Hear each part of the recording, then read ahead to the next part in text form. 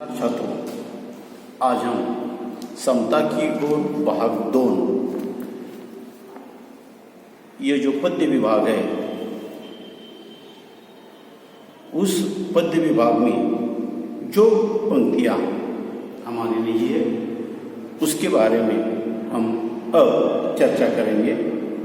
धनियों को है मौज रात दिन है उनके पौर बारे, दीन दरिद्रों के मध्य ही पड़े शिशिर दुख सारे, वे खाते हलवा उड़ी दूध मलाई ताजी, इन्हें नहीं मिलती पर सुखी रोटी और नवाजी, वे सुख से रंगीन कीमती ओढ़े शाल दुशाले, पर इनके कंपित बदनों पर गिरते हैं नित प्याले, वे है सुख साधन से पूरी सुघर घरों के वासी, इनके टूटे फूटे घर में छाई सदा उदासी, पहले हम उधर की चिंता थी न कदापि सताती, माता समती प्रकृति हमारी पालन करती जाती, हमको भाई का करना उपकार नहीं क्या होगा, भाई पर भाई कुछ अधिकार नहीं क्या होगा। यानी इस कविता के माध्यम से कवि हमें समता की ओर जाने के लिए कहता है। यानी समता समानता हमारे यहाँ पर होनी चाहिए। उस स्थान को लेते हुए, समता को लेते हुए उन्होंने एक उदाहरण शिशिर ऋतु को हमारे सामने रखा है कि धनियों को ही मौज रात दिन उन्हें पो बारे, इसका अर्थ है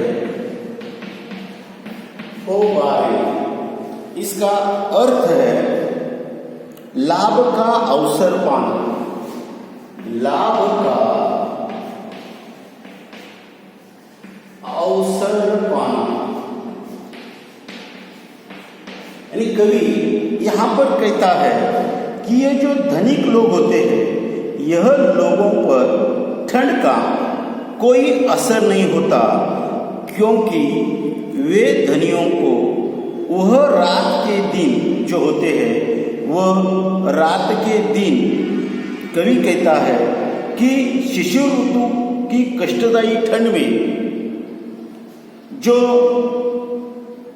धनिक वर्ग है, उस धनिक वर्गियों को अधिक से अधिक आनंद होता है और वे दिन रात उसकी मौज यानी उसका अवसर, इस शिशिर ऋतु का लाभ का अवसर वह उठाते हैं और वे रात दिन मौज मजा करते हैं और आनंद लेते हैं, प्रसन्न रहते हैं।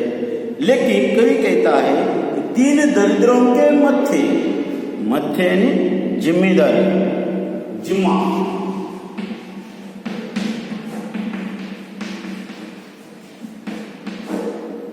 ये जो दीन दरिद्र गरीब लोग हैं, इस गरीब लोगों के लिए शिशिर ऋतु की ठंड क्या होती है, दुख लाती है, क्योंकि इनके पास कपड़े नहीं होते, रहने के लिए घर नहीं होते, इसलिए ये दीन दरिद्री गरीब जो लोग होते हैं, वह गरीब लोगों को इस ठंड के मौसम में दुख सहन करना पड़ता है।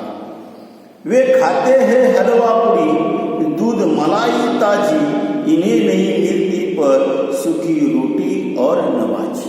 यानी समानता है कि हमारे यहाँ पर नहीं दिखाती, क्योंकि ये जो धनिक वर्ग होते हैं, इस धनिक वर्ग इस ऋतु में क्या करते हैं, हलवा पूरी खाते हैं, ताजी दूध मलाई खाते हैं और खाते खाते इस ठंडक मौसम का वो क्या करते हैं, आनंद लेते हैं, मजा लेते हैं।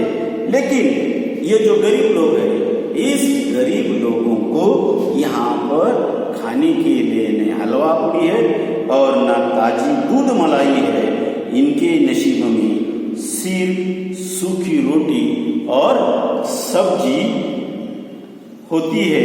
यानी कभी कभी इन गरीब लोगों को भी क्या करना पड़ता है, उपवास करना पड़ता है, क्योंकि इन्हें कभी नहीं मिलती सूखी रोटी और न भाजी।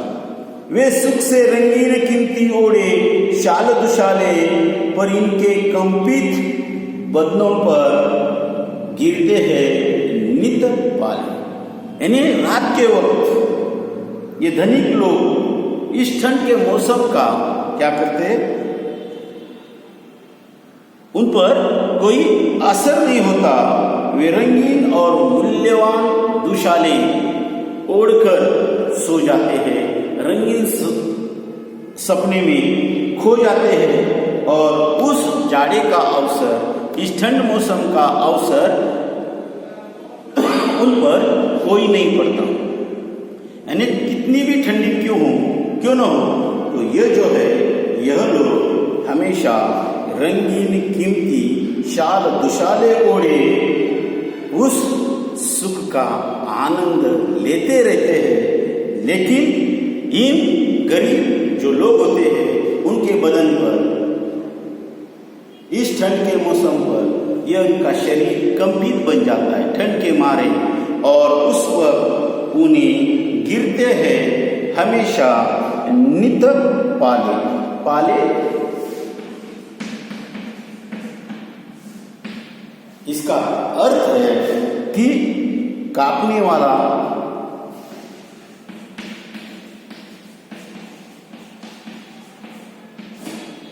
जो पत्ता होता है, पाला मतलब ठंड के मौसम में जो उनके शरीर पर हमेशा क्या पड़ता है, ठंड का जो बर्फ जिसे आपके छोटे छोटे दो बिंदु जिसे आप कहते हैं, उनके शरीर पर पड़ते हैं। और इस ठंड के मौसम में पड़ने वाले यह नित पाले हमेशा उनके कंपित बदनों पर हमेशा गिरते हैं। वे सुख साधन से पूरित सुघर घरों के वासी, इनके टूटे फूटे घर में छाई सदा उदासी।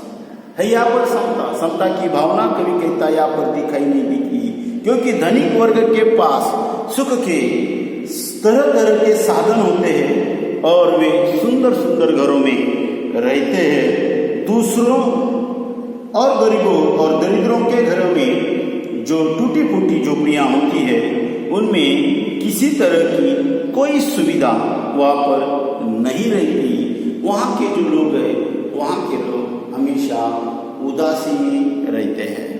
जो धनिक वर्ग है, श्रीमंत वर्ग है, अमीर वर्ग है, वो क्या करता है, इस ठंड के मौसम में नए नए कपड़े खरीदता है, अपने घरों की खिड़कियों की बंद दरवाजे उनके होते हैं, खिड़कियां बंद होती है। वह ठंड के मौसम में वह आनंद ही आनंद लेते रहते हैं, क्योंकि उनके घर कैसे होते हैं, परिपूर्ण होते हैं। खिड़कियां, दरवाजे, यह सब परिपूर्ण होते हैं। लेकिन जो दीन है, गरीब है, दुखी है, उनके घर अगर आपने देखे तो कभी कहता है ये घर कैसे होते, टूटे फूटे होते हैं। बारिश हो जाए, ठंड का मौसम हो या गर्मी का मौसम हो, इन सभी मौसमों में इन दीन गरीब घरों में आपको हमेशा उदासी छाई होती है। और ऐसी उदासी छाने के कारण कभी क्या कहता है, कभी कहता है पहले हमें उधर की चिंता थी न कदापि सताती, माता समती प्रकृति हमारी पालन करती। पुराने जमाने में, प्राचीन काल में कभी भी हमारे उदर निर्वाह की चिंता किसी को नहीं होती थी। उसकी चिंता प्रकृति करती थी, निसर्ग करती थी, और इस प्रकृति के कारण लोग हमेशा सुखी रहते थे। फल, फूल, प्राणी, सभी तरह जगह पर आनंद ही आनंद था। बाटली में पानी पीने की जरूरत नहीं थी, बोतल में पानी पीने की जरूरत नहीं थी। स्वच्छ सुंदर नदी का जल रहता था, और ये प्रकृति सभी लोगों की, कवि कहता है, माता थी। सबकी चिंता वो करती थी। और वे कहते हैं कि सब लोग प्रकृति पर निर्भर रहते थे, निसर्ग पर निर्भर रहते थे। किसी को पेट भरने की, शुद्धापूर्ति की कोई चिंता करने की आवश्यकता उस काल में नहीं थी, क्योंकि इन मनुष्य की सारी प्रकृति चिंताएं दूर करने का काम यह प्रकृति करती थी। वह माता की तरह क्या करती थी, पालन पोषण करती थी। मतलब कवि कहता है पहले ही हमें उदर की चिंता थी न कदापि सताती, पेट भरने की चिंता वहां पर नहीं थी। फूल फल भरे रहते थे हर मौसम में, चाहे गर्मी का मौसम हो, चाहे ठंड का मौसम हो, चाहे बारिश का मौसम है, सभी मौसमों में क्या रहते थे? फल फूल लदे रहते थे पेड़ों पर। पशु पक्षी प्राणी मनुष्य सब वो खाते थे। प्रकृति की निसर्ग से मिलने वाली ये जो चीजें हैं, उस चीजों से लोगों का पेट अपने आप भर जाता था। कहा जाने की उनको जरूरत नहीं रहती थी, क्योंकि माता सम थी प्रकृति। माता क्या थी? प्रकृति ये हमारी माता है, निसर्ग हमारी माता है, और यह हमारी माता सबका क्या करती थी? पालन पोषण करने का काम करती थी। हमको भाई का करना उपकार नहीं क्या होगा? भाई पर भाई का कुछ अधिकार नहीं क्या होगा? कवि कहता है कि मनुष्य में मनुष्य कोई अंतर नहीं होता।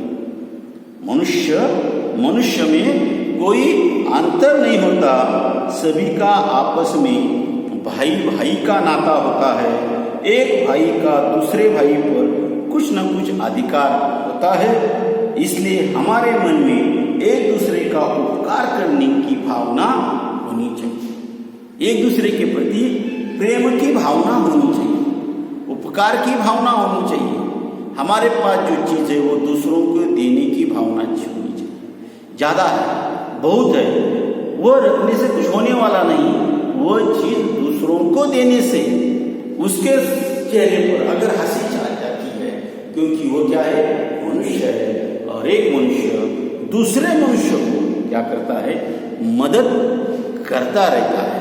और इसी के लिए कवि कहता है कि हमको भाई को करना उपकार नहीं क्या होगा? भाई पर भाई का कुछ अधिकार नहीं क्या होगा?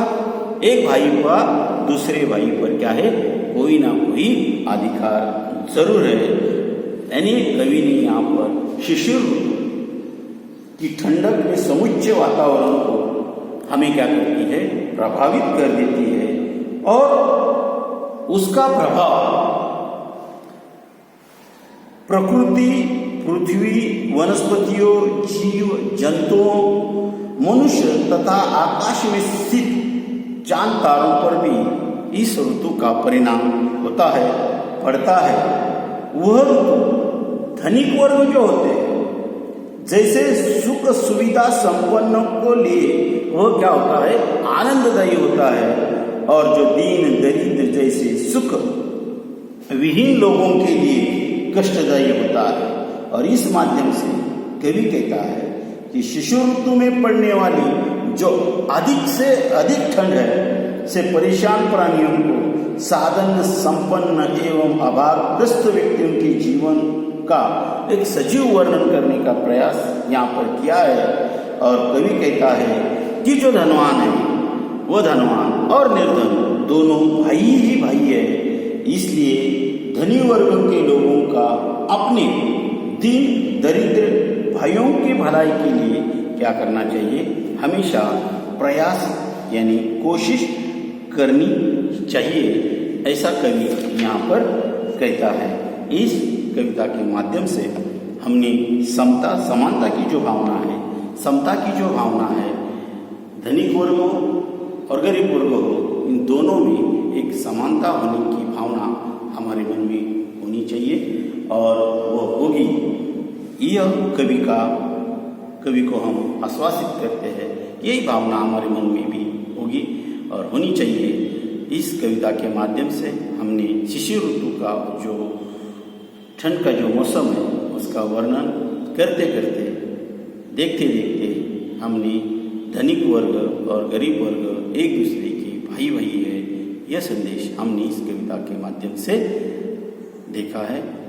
ये वीडियो आपको कैसा लगा उसे लाइक करें और शेयर करें।